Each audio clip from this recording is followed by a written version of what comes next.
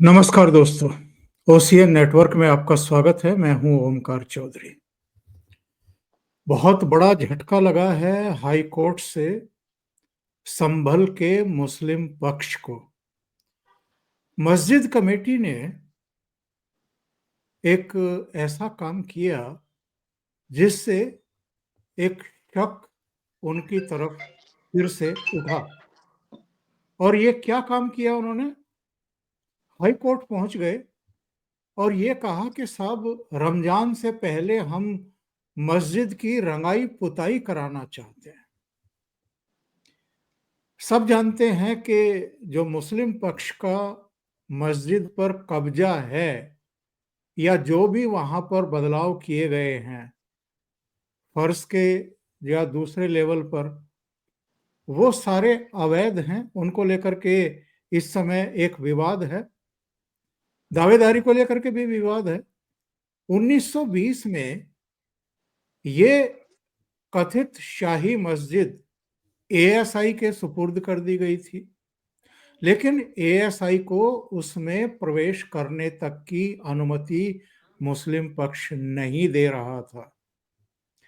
और जो ताजा सर्वे हुआ था, जिसकी अगुवाई विष्णु जैन कर रहे थे, कुछ दूसरे लोग कर रहे थे, उसके बाद से वहां पर जो दंगा कराया गया, दंगा भी नहीं कहता मैं, उसको एक तरीके से इस टीम पर हमले के रूप में देखा जाना चाहिए। और अब तो खुलासा हो गया है।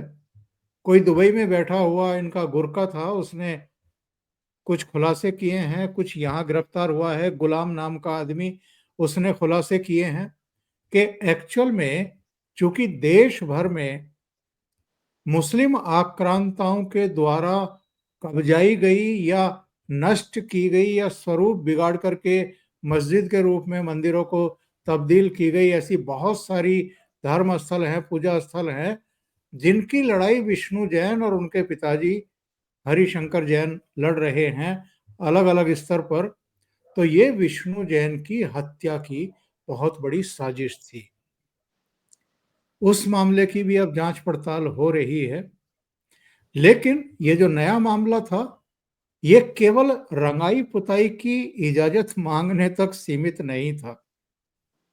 इसके पीछे अगेन मैं कहूंगा कि एक चाल थी कि हमें अगर अनुमति मिल जाएगी तो हमारा ये पक्ष मजबूत हो जाएगा कि मस्जिद पर हम ही काबिज हैं।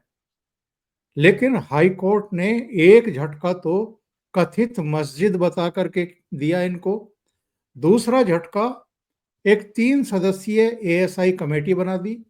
उसको कहा कि आप जाकर के मौका मुआयना करिए, ये हमें बताइए कि रंगाई पुताई की जरूरत भी है या नहीं है। तीसरी बात यह है कि हाई कोर्ट ने अगर वहां सफाई करने के लिए भी कहा है तो एएसआई को कहा है, मुस्लिम पक्ष को नहीं कहा है। और रंगाई पुताई की एएसआई की टीम ने, सर्वे टीम ने कहा कि कोई जरूरत नहीं है। हाई कोर्ट ने उनकी बात मान ली और कहा कि रंगाई पुताई की कोई जरूरत नहीं है, वहां जो घास उगाई है या दूसरी साफ सफाई की जरूरत है वो एएसआई कराएगी। यानी मुस्लिम पक्ष को हाई कोर्ट से बहुत बड़ा झटका लगा है। तो आज मेरे साथ जुड़ रहे हैं इस चर्चा में भाग लेने के लिए बाबा रामदास जी। उनको जोड़ करके हम चर्चा को आगे बढ़ाएंगे। बाबा जी, बहुत स्वागत है। नमस्कार। जय श्री राम। जय श्री राम। बाबा जी, मुझे तो लगता है कि ये लड़ाई अब एक शाही मस्जिद की नहीं रह गई है। ये तो जो सिविलाइजेशन का एक बहुत लंबा सिलसिला है जंग का, अब ये उसमें तब्दील होती हुई दिखाई दे रही है। ये जो दांव पेंच मस्जिद कमेटी की तरफ से खेले जा रहे हैं, पहले तो जरा इस पर ही आप एक हमें बताइए, दर्शकों को बताइए कि इसके पीछे उनका मूल मकसद क्या था। सर, मूल मकसद है वर्चस्व। आखिर आज से 500-700 साल पहले कोई इतने बड़े बड़े तो नगर नहीं हुआ करते थे और कोई ऐसा भी नहीं था कि भाई रिहायशी जमीन की कमी थी, है, लोग ज्यादा थे, जमीनें कम थी, जो कि आज वाकई स्थिति है। तो यदि इनको अगर मस्जिदें ही बनवानी थी तो पूरा हिंदुस्तान खाली पड़ा था कि जहां मर्जी बनवा लेते थे। तो पर इनका तो उद्देश्य ही था कि काफिरों का मान मर्दन करके, उनका कत्ल करके, उन पे कब्जा करके, उनकी जमीनों पे कब्जा करके, उनके मंदिरों को अपवित्र करके, तोड़ के, उनके आराध्य देवों की मूर्तियों को तोड़ के, उनकी बहू बेटियां बच्चे, उनकी पत्नियां, उनकी औरतों को अपवित्र करके, शील भंग करके, उनको गुलाम बना के, उनके जबरदस्ती बलात् उनका धर्मांतरण करा के, वो तो एक सिविलाइजेशनल वॉर थी ना सर। ये तो एक धर्म का दूसरे के ऊपर वर्चस्व की लड़ाई थी जिसको वो कर रहे थे। और ठीक है सर, लड़ाई में हार जीत होती रहती है। तब हमारी परिस्थितियां खराब थी तो तुमने हमारे धर्म स्थलों पे कब्जा कर लिया, उनको तोड़ के उसके ऊपर मस्जिदें बना ली। ठीक है, आज हम सक्षम हुए हैं, आजादी के भी इतने सालों बाद अब न जाके हम सक्षम हुए।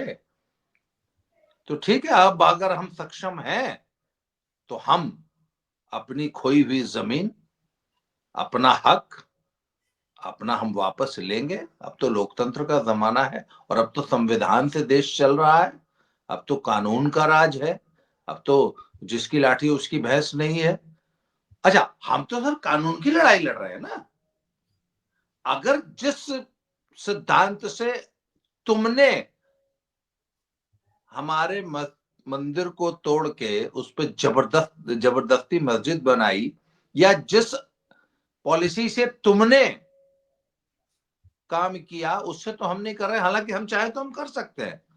आज परिस्थितियां हमारे पक्ष में हैं, आज जनसंख्या भी हमारे पक्ष में है, संसाधन भी हमारे पास है, सब कुछ हमारे पास है। इसके बावजूद हम बल प्रयोग से नहीं अपना हक मांग रहे हैं, हम तो संवैधानिक तरीके से मांग रहे हैं ना। हम कोर्ट में गए हैं, हम कोर्ट के आदेश से उस मस्जिद का सर्वे करा रहे हैं और कोर्ट ने आदेश दिया है कि जाइए और सर्वे करके बताइए कि वस्तुस्थिति क्या है।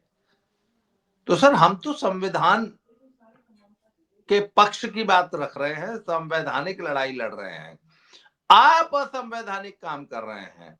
वहां पे गोली चलाने आप आए थे, गैर कानूनी ढंग से 3-4-5 हजार लोगों की भीड़ लेके आप आए थे, गोलीबारी आपने की। जो 5 लाशें वहां बिछी वो आपने बिछाई हैं और ये पूरी तरह प्रूव हो चुका है। इसका पूरा बाकायदा फॉरेंसिक एविडेंस है। पुलिस ने पूरी एक एक घटना की बाकायदा वीडियोग्राफी कराई है, ड्रोन से वीडियोग्राफी हुई है। जो लोग पत्थरबाजी कर रहे थे या जो लोग वहां पे हत्याएं कर रहे थे, उन सबके वीडियोज हैं।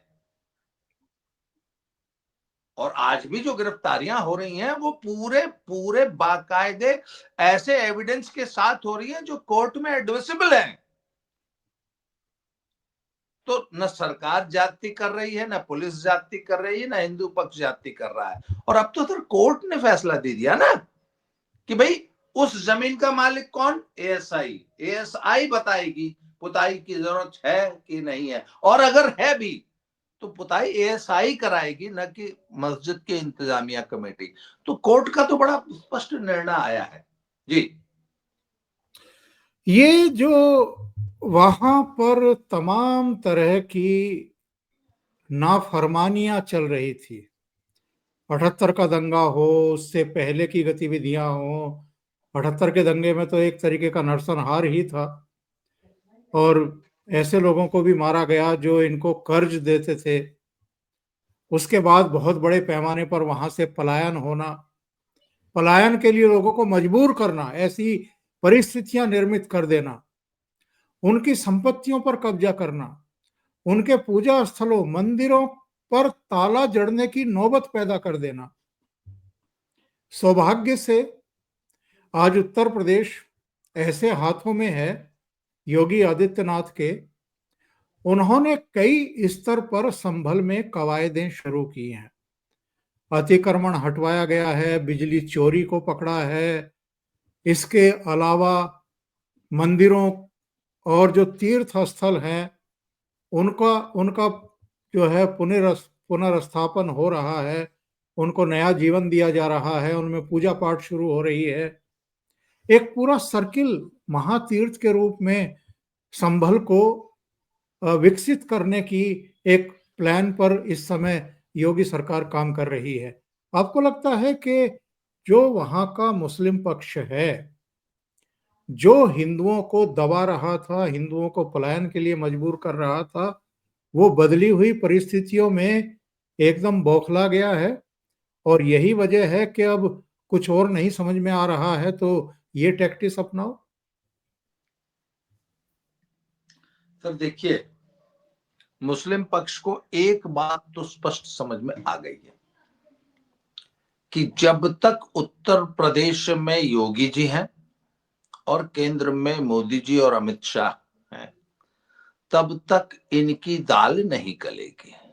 अच्छा, दूसरी एक समस्या है सर, अगर सिर्फ भीड़ तंत्र और लठ से लड़ाई लड़ रहा होता ना हिंदू पक्ष, तब तो फिर भी एक आशा की किरण थी कि चलिए जब तक सत्ता है तब तक लठ चल रहे हैं। सर हिंदू पक्ष ने जो सबसे बड़ी समझदारी की है ना, उसने कोर्ट में अकाट्य तर्क और अकाट्य सबूत रखे हैं। हम कोर्ट से जीत के आ रहे हैं। मुझे एक बात बताइए, लोग मोदी जी की बहुत आलोचना करते हैं कि आप राम मंदिर का आप श्रेय लेते हैं, वो उसमें आपका क्या रोल है, वो तो कोर्ट से हम लेके आए, कोर्ट ने राम मंदिर हमको दे दिया। सर मोदी के लिए बहुत आसान था, अध्यादेश ले आते, संसद में कानून पास कर लेते, उस जमीन को एक्वायर कर लेते, जो कि राजीव गांधी ने किया था, सुप्रीम कोर्ट के आदेश की धज्जियां उड़ाते हुए शाहबानो केस को पलट दिया था संसद में। मोदी भी ये काम कर सकते थे, पर सर फिर कहने को बात हो जाती थी कि तुमने तो संसद में अपनी संख्या के बल पे जो है हमसे जबरदस्ती हमारी मस्जिद छीन ली। सर आज हम कोर्ट से जीत के आए हैं, अब दुनिया की कोई ताकत उस फैसले को बदल नहीं सकती।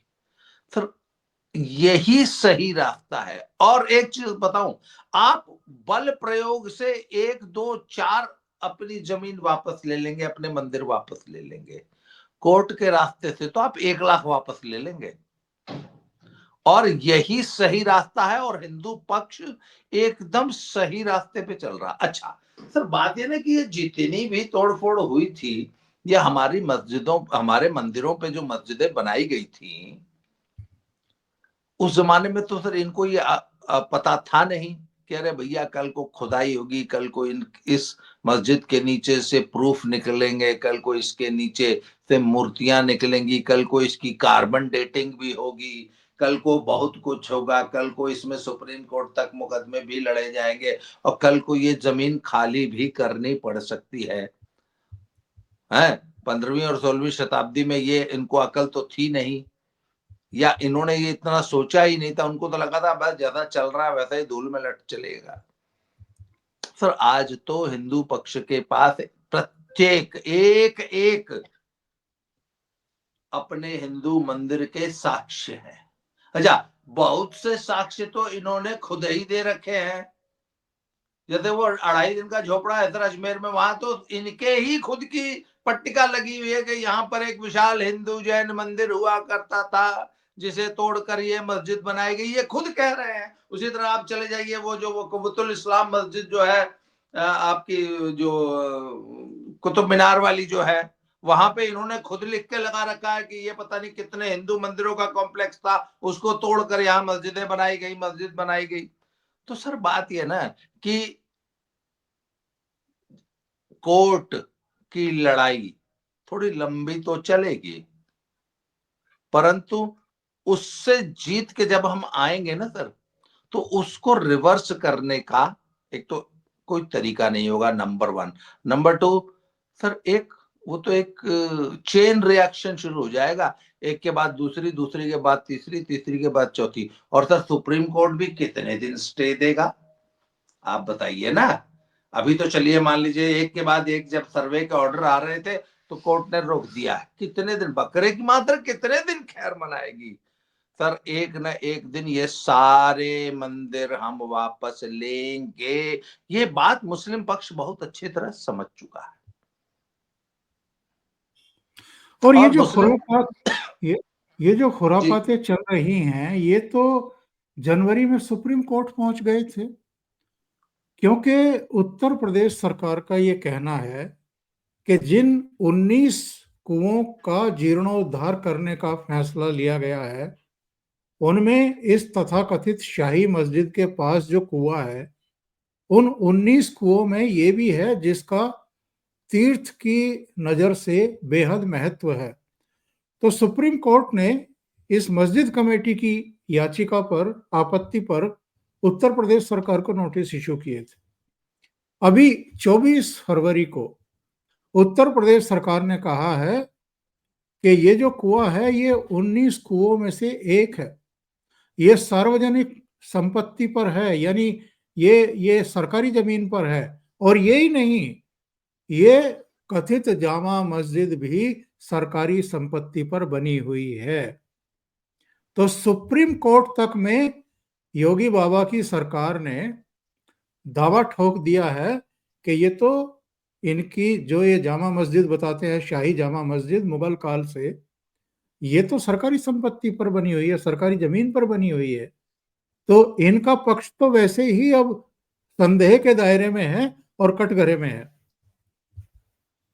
बिल्कुल सर। और ये अच्छा, ये भी इस बात को जानते हैं कि हम कोर्ट में कहीं स्टैंड नहीं करेंगे, इसलिए हमको तो जहां तक हो सके जोर जबरदस्ती, वो हमारे पूर्वांचल में एक शब्द है सर, थेथरई। जो थेथर आदमी होता है ना, वो उससे आप प्रूव कर ही नहीं सकते कि सूर्य जो है पूर्व से उदय होकर पश्चिम में अस्त होता है। वो मानेगा ही नहीं उस बात, वो इस बात को मानेगा ही नहीं कि हमने तुम्हारा मंदिर तोड़ के मस्जिद बनाई है। वो इस बात को मानेगा ही नहीं कि ज्ञान व्यापी के नीचे आज भी वो मंदिर विद्यमान है। वो सर, ये तर्क मैंने बोला ना, वो जानते हैं कि हम तर्क की कसौटी पे खरे नहीं उतरेंगे, इसलिए सिर्फ और सिर्फ थेथरई बतियाओ, जबरदस्ती बतियाओ, उल्टी सीधी बातें करो दुनिया भर की, गंगा जमनी संस्कृति का हवाला दो, भाईचारे का जब हवाला दो। इस्लाम तो शांति का प्रतीक है, हम लोग तो शांति दूत हैं। सारी दुनिया में कत्लो गारत मचा के, सारी दुनिया में इतना रक्त रंजित इतिहास है। इन्होंने करोड़ों करोड़ों करोड़ों लोग, शहर के शहर, छोटे छोटे दुधमुहे बच्चों को बालों से भेद के, जो कौम आज तक जिसका इतिहास ऐसा है, वो भी अपने आप को बड़ी बेशर्मी से शांति का दूत बताती है। वो कहती है कि नहीं, हम तो शांति प्रीच करते हैं, हम तो शांतिपूर्वक समझ सबके साथ रहना चाहते हैं। तो सर ये मैंने बोला ना, ये सिर्फ जबरदस्ती बतिया सकते हैं। कोर्ट तो ये जाएंगे, वो तो कोर्ट भी ये नहीं जाएंगे, ये हमेशा कोर्ट से भागेंगे, आप देख लीजिएगा। ये हमेशा तारीखें लेंगे, ये कोर्ट की प्रोसीडिंग्स को अवॉइड करेंगे, कोर्ट की प्रोसीडिंग को नहीं मानेंगे। ये सिर्फ इसलिए बोलेंगे कि चूंकि आज हमारी मस्जिद है, इसलिए इसको मस्जिद ही रहने दिया जाए, बस। इसका पूर्व में क्या स्टेटस था, इसको कैसे तोड़ा गया, क्या तोड़ा गया, उसको वो मानेंगे ही नहीं। नहीं, हमने तोड़ी ही नहीं, इसके नीचे मंदिर है ही नहीं। अगर आप एक्सकेवेशन ऑर्डर करेंगे, हम एक्सकेवेशन होने नहीं देंगे। हम कोई उसके नीचे अन्वेषण होने ही नहीं देंगे, हम कार्बन डेटिंग होने ही नहीं देंगे, हम मानेंगे ही नहीं। तो सर जो मानेगा ही नहीं, उसको मनाने का तो सिर्फ एक ही तरीका होता है, फिर कानून का लठ। वो कानून का लठ ही मनाएगा, और ये कोई जो तरीका नहीं है। ये जो हजारीबाग में महाशिवरात्रि के मौके पर एक दंगा फसाद करने की कोशिश हुई है, और कई व्हीकल जला दिए, कुछ दुकानें जला दी, और सबसे आश्चर्यजनक बात यह है कि हेमंत सोरेन सरकार में एक मुस्लिम मंत्री है, वो खुले आम मुस्लिमों का पक्ष ले रहा है और दूसरे पक्ष को जिम्मेदार ठहरा रहा है। कोई जांच नहीं, पड़ताल नहीं, किसी तरह का कुछ नहीं। और मंत्री रहते हुए, मंत्री सबका होता है, वो पूरे प्रदेश का होता है, पूरे प्रदेश की जनता का होता है। मुस्लिमों का पक्ष लिया जा रहा है। मैं ये जानना चाह रहा हूं, चूंकि कैबिनेट ने वक्फ बोर्ड को, संशोधित वक्फ बोर्ड को, जेपीसी की जो अनुशंसाएं थी 14, उनको एक्सेप्ट करते हुए कैबिनेट ने उसको मंजूरी दे दी है। और अभी ये जानकारी मिल रही है कि 10 मार्च से जो दूसरा पार्ट शुरू होगा बजट सत्र का, होली 14 तारीख को है, 14-15 गुजरने देंगे, उसके बाद कभी भी इसको संसद में रख दिया जाएगा। तो ये जो हजारीबाग में हुआ है, ये जो संभल में ग्राउंड तैयार करने की कोशिश हो रही है, क्या फिर वही माहौल पैदा करने की कोशिश हो रही है जो सीएए के समय पूरे देश में बनाने की कोशिश हुई थी? सर बिल्कुल, ये वक्फ के से पहले ये देश का माहौल खराब करने के निश्चित प्रयास करेंगे। और वो राहुल गांधी का जो सर पुराना एक जुमला है ना कि पूरे देश में केरोसिन छिड़क रखी है और बस सिर्फ माचिस की तीली लगाने की देर है। सर ये तो शुक्र मनाइए कि थोड़ी वैश्विक परिस्थितियां बदल गई और डीप स्टेट का जो है वो ट्रंप के जीत जाने की वजह से डीप स्टेट कमजोर हो गया। नहीं तो अब तक तो हिंदुस्तान में ये आग लगा चुके होते। ये तो हम तो बड़े सौभाग्यशाली हैं। अच्छा, एक चीज और मैं आपको बताऊं, इनकी जो दिल्ली घेरने की योजना थी उसको सबसे पहले पंचर किया हरियाणा वालों ने और अब कर दिया दिल्ली वालों ने। जी हाँ। नहीं तो आपको ध्यान होगा सिंघू बॉर्डर पे जब इन्होंने दिल्ली घेरी थी तो यही आम आदमी पार्टी, यही अरविंद केजरीवाल की सरकार उनको कैसे कैसी सुविधाएं उपलब्ध कराती थी और बाकायदा फैसिलिटेट करती थी, बल्कि उनको इनवाइट करती थी कि तुम दिल्ली में घुसो, दिल्ली में आके अराजकता फैलाओ, लाल किले पे कब्जा कर लो, तुम संसद तक चढ़ के आ जाओ। तो सर इनके तो किस्मत ही खराब चल रही है कि अब ना तो ये दिल्ली वाले इनको इनकी दाल गलने देंगे, ना हरियाणा वाले दाल गलने देंगे। अभी मैं परसों की बात बता रहा हूं आपको, आम आदमी पार्टी का एक जो प्रभारी जो इस वक्त जो है, क्योंकि भगवंत मान साहब तो अस्पताल में जाके भर्ती हो जाते हैं ना, जब भी उन पे कोई मुसीबत आती है वो जाके अस्पताल में भर्ती हो जाते हैं। तो अमन अरोड़ा नाम का एक इनका एक एमएलए है, वही सब कुछ काम काज देख रहा है। तो वो जो है वो केंद्र सरकार को दोषी ठहरा रहा था कि हमारा जो पंजाब जो है बर्बाद हो गया, इंडस्ट्री बर्बाद हो गई। क्यों? क्योंकि हरियाणा सरकार ने बैरिकेडिंग लगा रखी, हरियाणा सरकार ने हमारा रास्ता रोक रखा है। वो एक बार भी उसके अंदर ये कहने की हिम्मत नहीं है कि ये किसानों ने पिछले 1.25 साल से सड़क पे मोर्चा लगा रखा है और ये दिल्ली जाने की जिद कर रहे हैं और इनको रोकने के लिए हरियाणा सरकार ने वहां बैरिकेड लगा रखा है। तो सर ये तो इनका दुराग्रह है। इनको पता है कि पंजाब की सर वाकई पूरी इंडस्ट्री बर्बाद करके रख दी इन्होंने। क्योंकि आप देखेंगे कि ये जो जीटी रोड बेल्ट है ना, दिल्ली से आप तो जैसे ही आप तो चंडीगढ़ में तो आप तो रहे हैं इतने साल, जी आपका हाँ, जी तो हाँ। एक एक जिला आपका देखा हुआ है।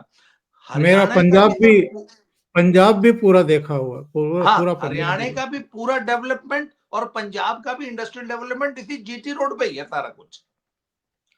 सर वो जीटी रोड पहले 1.5-2 साल सिंघू बॉर्डर पे ब्लॉक करके और अब शंभू बॉर्डर ब्लॉक करके इन्होंने पूरा जीटी रोड का इंडस्ट्रियल बेल्ट ही बर्बाद करके रख दिया।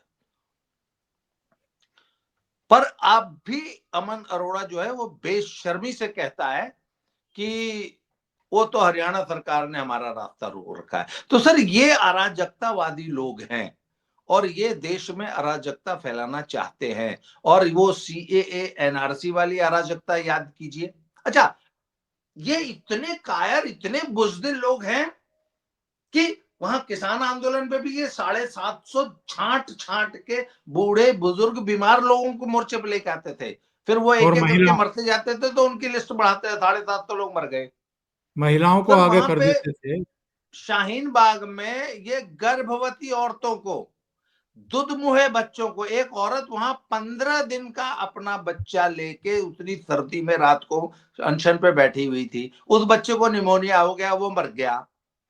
एक 70 80 90 साल की दादी, वहां तुम अनशन करा रहे हो। तो ये इतने कायर लोग हैं सर, वहां पर भी ये देश में अराजकता भी फैलाएंगे तो औरतें, बूढ़े, बुजुर्ग, बीमार, अशक्त लोगों से फैलवाएंगे। इनके जो जवान, हट्टे कट्टे, तंदुरुस्त लोग हैं ना, ये तो पीछे वॉर रूम में बैठ के इस धरने का संचालन करेंगे। अराजकता फैलाने के लिए इनके पास किसान, इनके पास युवा, इनके पास छात्र, इनके पास औरतें, महिलाएं, इन लोगों को आगे करके ये देश में अराजकता फैलाने की लड़ाई लड़ेंगे। और ये वक्फ बोर्ड का इनके पास एक ही उपाय है सर, देश में। और ये अच्छा एक चीज बताइए ना मुझे, ये हमेशा धमकी किस बात की देती है? मुसलमान सड़क पे आ जाएगा, अगर ऐसा हुआ तो लॉ एंड ऑर्डर खराब हो जाएगा। हर बाबा जी, बात में ये अराजकता की धमकी देंगे सर।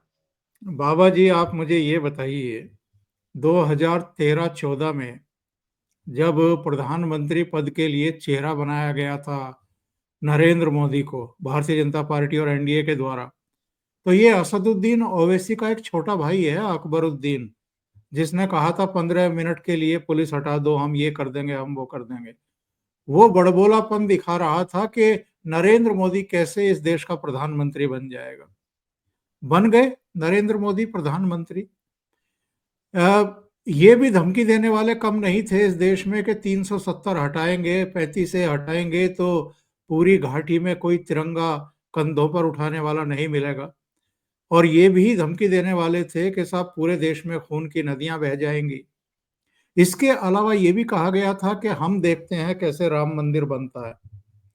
तो राम मंदिर भी बन गया, 370 भी हट गई। एक बार नहीं, नरेंद्र मोदी तीसरी बार देश के प्रधानमंत्री बन गए। इनकी धमकियों का तो इलाज देश की जनता ने कर दिया है। और अब नरेंद्र मोदी की जो सदाशयता है, उनकी जो सुलझी हुई राजनीति है, और दुनिया भर में जिस तरीके से उनकी कीर्ति पताका फहर रही है, उन्होंने कर दिया। और जो योगी आदित्यनाथ है, उन्होंने जिस तरीके से बेहद शांतिपूर्ण तरीके से बहुत सफलता के साथ महाकुंभ का आयोजन किया, इसने भी तो इन सारे लोगों को संदेश दिया है बाबा जी। इनको बताया है कि सनातनियों में जो ये नई एक ऊर्जा दिखाई दे रही है, एकजुटता दिखाई दे रही है, और बहुत शांति के साथ, कहीं कोई कुछ नहीं, किसी तरह का, बेहद शांति के साथ लोग आए, स्नान किया और अपने घरों को लौट गए। इनकी समझ में नहीं आ रही हैं ये चीजें कि देश का जनमानस बदल रहा है, बदल चुका है बल्कि। और इनकी जो धमकियां हैं, ये कोई काम नहीं करेंगी, अब कोई काम नहीं करेंगी। पर एक बात और बता दूं सर आपको, एक जमाने में अडवाणी जी बहुत हार्ड लाइनर थे। लोग कहते थे अटल बहुत शरीफ आदमी है, ये अडवाणी बहुत टेढ़ा है। सर जब मोदी जी आए ना, तो लोग कहने यार अडवाणी अडवाणी तो देवता था, ये मोदी बहुत टेढ़ा आदमी है। सर वो दिन दूर नहीं है, जब योगी जी आएंगे ना, तो लोग इसी मोदी को याद कर करके रोया करेंगे कि यार कितना गऊ आदमी था, देवता था, हे भगवान इससे बचा लो। सर बिल्कुल। एक बात बताऊं आपको, कुंभ ने इनको एक बात समझाती है। मुसलमानों की एक सबसे बड़ी जो वो धमकी हुआ करती थी ना, कि 15 मिनट के लिए पुलिस हटा लो या हम सड़क पे उतर आएंगे। सर ये अपनी भीड़ दिखा के और एक आवाज में हजारों लाखों लोग सड़क पे उतर के अपनी न्यूसेंस वैल्यू, कि हम समाज में कितनी न्यूसेंस फैला सकते हैं, ये बार बार इसका एहसास दिलाते रहते हैं। तो एक बात बताइए ना, क्या वाकई इनके पास नमाज पढ़ने के लिए जगह नहीं है जो ये सड़कों पे पढ़ते हैं? रेलें रोक के रेलवे लाइनों पे जो ये नमाज पढ़ते हैं, तो ये क्या दिखाना चाहते हैं? सर ये आम शरीफ लोगों को अपनी न्यूसेंस वैल्यू दिखाना चाहते हैं। पर एक बात बताऊं सर आपको, ये कुंभ में 65 करोड़ हिंदुओं ने शांतिपूर्वक एक जगह आके और पूरे डिसिप्लिन से एकत्र होकर गंगा जी में स्नान करके एक चीज बता दी है कि भीड़ जुटाना सिर्फ तुमको नहीं आता, भीड़ हमारे पास भी है, और राष्ट्र के निर्माण के लिए, पूरी दुनिया को शांति का संदेश देने के लिए अगर हम 65 करोड़ एक जगह इकट्ठे हो सकते हैं तो जरूरत पड़ी तो तुम्हारे लिए भी इकट्ठे हो जाएंगे। और सर इसके एक एक ट्रेलर हम हिमाचल में देख चुके हैं। हर बिल्कुल दूसरे दिन एक बड़े शहर में एक बड़ा प्रदर्शन हिंदुओं ने सड़क पर उतर के किया है, और हिमाचल का एक भी शहर, एक भी कस्बा नहीं छोड़ा, और स्वतः स्फूर्त उतरे। तो सर सड़क पे उतरना हिंदुओं को भी आता है, जरूरत पड़ेगी तो तुम्हारी न्यूसेंस वैल्यू का जवाब देना भी हमको आता है। जी बाबा जी, एक बात बताइए, 2027 में उत्तर प्रदेश के चुनाव हैं, जहां आप बैठे हैं पंजाब में भी चुनाव हैं, उत्तराखंड, मणिपुर, गोवा, और इससे पहले अभी बिहार चुनाव में जाएगा, फिर पश्चिम बंगाल जाएगा, असम जाएगा, तमिलनाडु जाएगा। और ऐसे समय वक्फ संशोधन बिल भी आ रहा है। और एक दिलचस्प फिगर ये है, जानकारी ये है दर्शकों के लिए भी, कि जो वक्फ के पास संपत्ति है उसका मोर देन 65-70% जो है वो उत्तर प्रदेश में है। और असदुद्दीन ओवैसी का एक बयान आया था जिसमें उन्होंने कहा था कि उत्तर प्रदेश में वक्फ की करीब 1,23,000 संपत्तियां हैं, जिनमें से 1,13,000 के कोई कागजात, कोई दस्तावेज बोर्ड के पास, वक्फ बोर्ड के पास नहीं है। तो ये सारी संपत्तियां तो सरकार जो है छीनेगी, छीनेगी शब्द का प्रयोग किया था उन्होंने। और वो बार बार आग लगाने की कोशिश कर रहे हैं ये कह करके कि आपकी मस्जिदें छीन ली जाएंगी, आपके मदरसे छीन लिए जाएंगे, आपका ये हो जाएगा, आपका वो हो जाएगा। आपको ये भी ध्यान होगा कि जब जेपीसी काम कर रही थी और हर पक्ष के पास जा रही थी, तब ईमेल के जरिए 1.5 करोड़ से ज्यादा ईमेल भिजवा करके इस पूरी प्रक्रिया को रोकने की साजिशें रची गई थी। उनका कोई मतलब नहीं था, लेकिन एक मुहिम थी पूरी दुनिया में एक मैसेज भेजने के लिए कि सब कितने मुसलमान इसके खिलाफ हैं, कितने लोग इसके खिलाफ हैं। तो 2027 में जो उत्तर प्रदेश के चुनाव हैं, अखिलेश यादव की जिस तरह की बयानबाजी रही है महाकुंभ के दौरान भी, और वैसे भी अभी 10 सीटों के लिए उपचुनाव हुआ है जिनमें से 8 हार गए हैं वो, तो वो बौखलाए घूम रहे हैं। राहुल गांधी को तो मुंह दिखाने के लायक कहीं जगह नहीं है, क्योंकि हरियाणा हार गए, महाराष्ट्र हार गए, दिल्ली में खाता नहीं खुला, छठा चुनाव है जब दिल्ली में खाता नहीं खुला। जम्मू कश्मीर में 90 सीटें हैं विधानसभा में, केवल 6 जीते, और झारखंड में भी आप देख लीजिए कितने एमएलए आए हैं। तो ये लोग वक्फ संशोधन बिल को लेकर के खुरापात करेंगे। और नहीं बाबा, सर, चूंकि बाबा उत्तर प्रदेश में बैठे हैं, तो बाबा तो ये बर्दाश्त करेंगे नहीं। वो सीएए के समय भी उन्होंने बता दिया था, दिखा दिया था।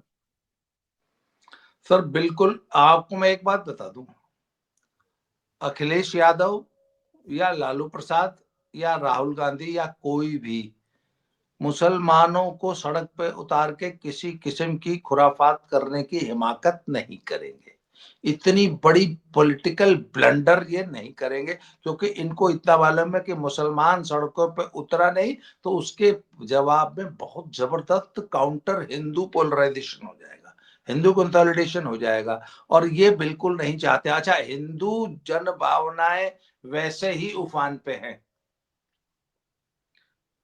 भाई। अभी जो ताजा ताजा भी कुंभ का समापन हुआ है, और कुंभ में जो सर हिंदुत्व जो है ना हिलोरे मार रहा है। और एक बात तो मानना पड़ेगा सर आपको कि बाबा ने जो नारा दिया था ना, बटोगे तो कटोगे। बटोगे तो कटोगे। सर वो नारा तो अब जो है वो एक तरह से वॉर क्राई बनता जा रहा है। बिल्कुल और बिल्कुल। मुसलमान अगर सड़क पे उतरने की या कोई खुराफात करने की हिमाकत अगर उसने की, तो इससे राहुल गांधी और इंडी अलायंस को बहुत बड़ा चुनावी नुकसान हो जाएगा। इसलिए ये हिम्मत तो ये करेंगे नहीं। छोटे मोटे विरोध प्रदर्शन हो सकते हैं, वो भी लोकलाइज्ड इनके स्टेट्स में। यूपी में एक भी नहीं होगा, मैं इतनी गारंटी लेता हूं। भाजपा शासित प्रदेश में एक भी नहीं होगा, कोई चू भी नहीं करेगा। और अगर इनके राज्यों में होते हैं तो इनके राज्यों में इन्हीं के खिलाफ हिंदू पोलराइज होगा। इसलिए मुझे इसकी कोई संभावना नजर नहीं आती। मुसलमान समझ चुका है कि वो ये लड़ाई हार चुका है। और सर दूसरी बात है, मुसलमान ना एक चीज से बहुत हमेशा से डरता है, कागज उसके पास कोई है नहीं। वो सिर्फ हमेशा बिना कागजों की लड़ाई लड़ता है। वो था हमारे पास कागज है ही नहीं। अब जब तुम्हारे पास कोई कागज नहीं है, तुम काहे को लड़ने आ रहे हो यार। अच्छा मैं तो बताऊं, मैं सोशल मीडिया पे जब भी मेरे से कोई बहस करता है ना, तो मैं उसको हमेशा एक ही जवाब देता हूँ कि भाई यहाँ क्यों टाइम खोटा कर रहा है, जाके कागज ढूंढ ले, नहीं तो तेरे को वापस अभी रोहिंग्या बांग्लादेशी बना के तुझे कोई बांग्लादेश पटक आएगा। यहाँ टाइम वेस्ट मत कर, अपने कागज ढूंढ ले। सर बताइए, 1,29,000 संपत्तियां हैं जिसमें 1,12,000 के कोई कागज ही नहीं है, जी हाँ। है? अब बताइए ये कहां तक लड़ाई, ये कहां टिकेंगे कोर्ट में। तो सर मुसलमान इस बात को बहुत अच्छी तरह समझ चुका है कि वो वक्फ बोर्ड की लड़ाई हार चुका है। तो सर अब तो वो दिया बुझने से पहले फड़फड़ाता है ना, ये थोड़ी देर फड़फड़ाएंगे सर, फिर बुझ जाएंगे। बाबा जी बहुत बहुत धन्यवाद ओशियन नेटवर्क के लिए इतना समय निकालने के लिए और थैंक महत्वपूर्ण यू सर। मुद्दों पर चर्चा करने के लिए। Thank you so much. Thank you. नमस्कार। जय श्री राम। जय श्री राम।